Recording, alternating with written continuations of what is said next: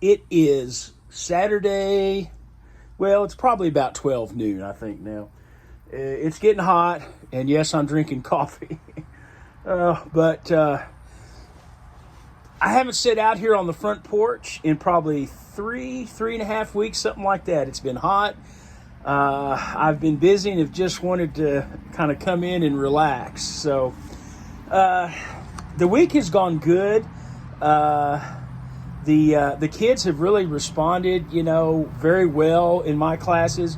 They're staying pretty quiet. It was a good week. It was a lot more relaxed for me than last week, that first week. So I'm happy about that. Well, ever since my week-long stay at Meridian State Park, right before I went back to work, I've been wanting to talk a little bit more, or talk at all, really. I showed in the video while I was out there that I was reading, one of the books that I was reading was this by Frederick Douglass, and it's his second autobiography, actually. He wrote one about 20 years before this, in his mid-30s, and then in 1881, I think, he wrote his third autobiography. So this one was in 1855. And I'm not quite through reading it. I had to slow down once I went back to work. So I finally started picking it back up again. But I ran across one particular passage that I want to share, and it has to do with food. And,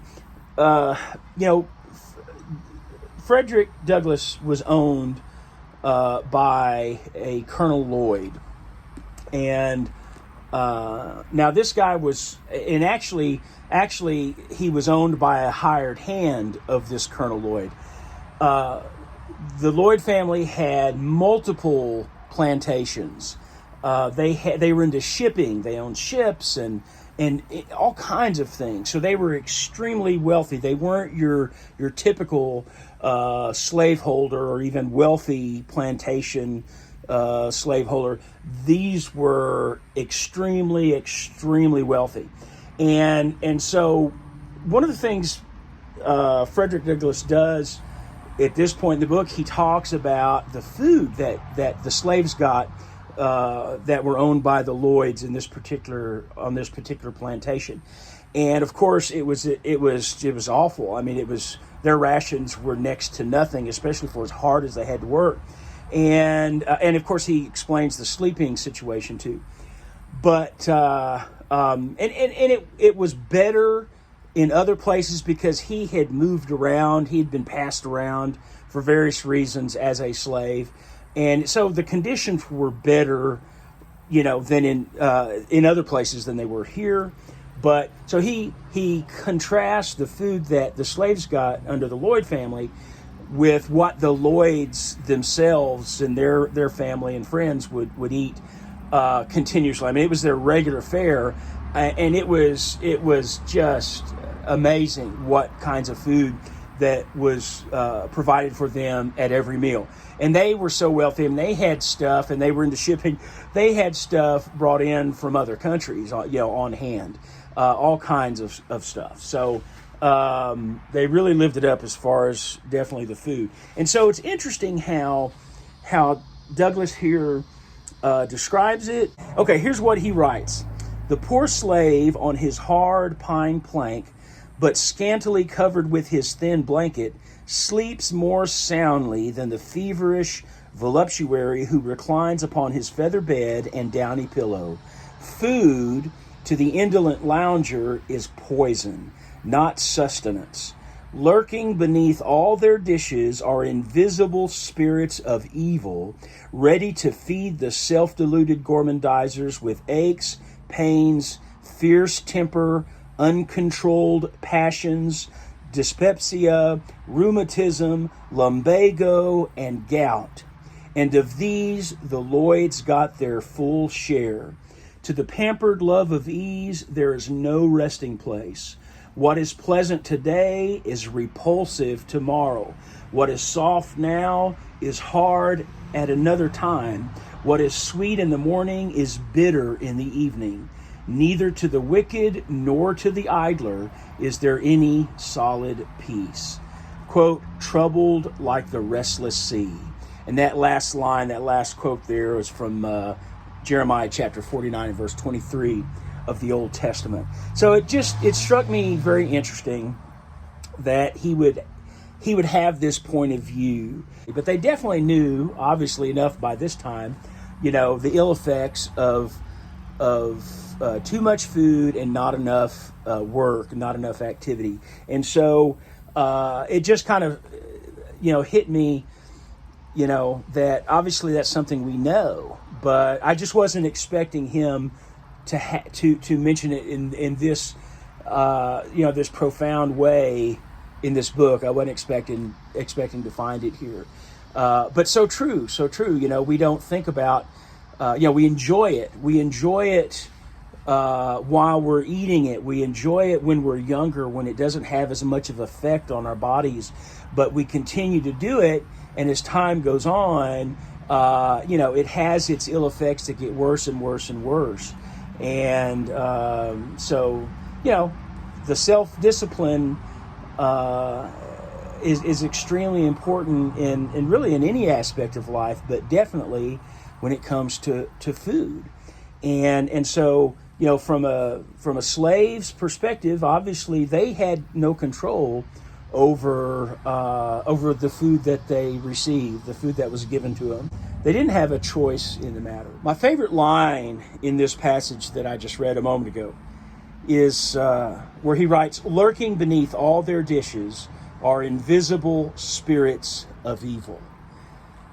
That is how I need to look at food.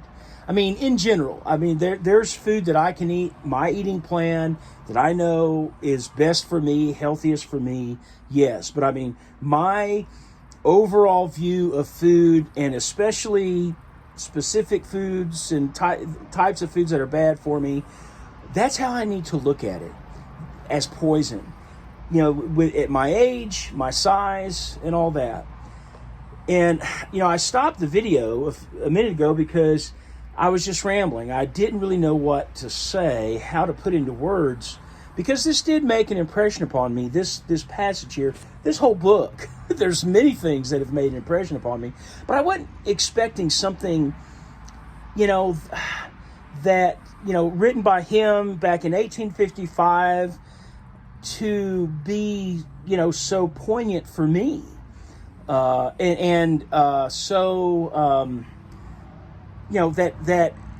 he's describing me. I'm not wealthy. I'm not, obviously I've never been a slave owner or anything like that, but still, he still touches on something that has a major, that's had a major effect, negative effect on my life. It's guided my life, and it has brought me trouble in a lot of ways in my life. So I just was not expecting this. But you know what? Maybe I should have been. For this to be here, and it just kind of punches me a bit in that, here are these slaves, but any person, but they can't get enough food and they're hungry. Some people, that's their situation in life and has been. But for me, that hasn't been the issue, and I've abused it. There we go.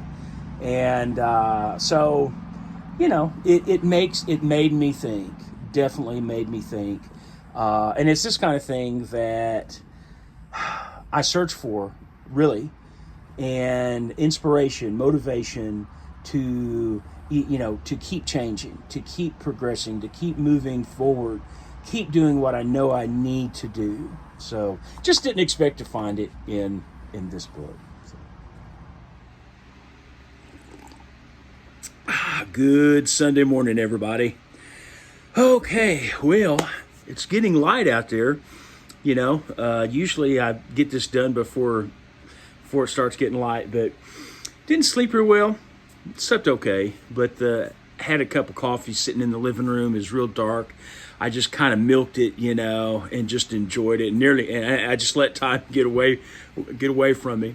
But now we've got a hurricane that's supposed to be hitting the coast any time now. I really haven't watched it real closely, but it may have already, hit land during the night. I'm not sure, but we're supposed to have a lot of rain and thunderstorms and stuff today, especially. But But I don't plan on going anywhere. I do plan on getting in a little hike next week for 46 climbs, Labor Day weekend. So I'm going to put a link down below so that you can, if you want to donate, we're up to $350 now. So if you want to donate a little bit of money to that, that would be greatly appreciated. So I'm looking forward to getting out and getting in a little hike next week. And hopefully later today. I did some yesterday, but I want to watch some of. I haven't been keeping up with my hikers, my in the regular videos that I typically watch. But those who are through hiking the Appalachian Trail, those videos are stacking up. So I hope to catch up with them, at least find out where they are now, and watch some of those today. But okay, guys, it's time to get to the scale.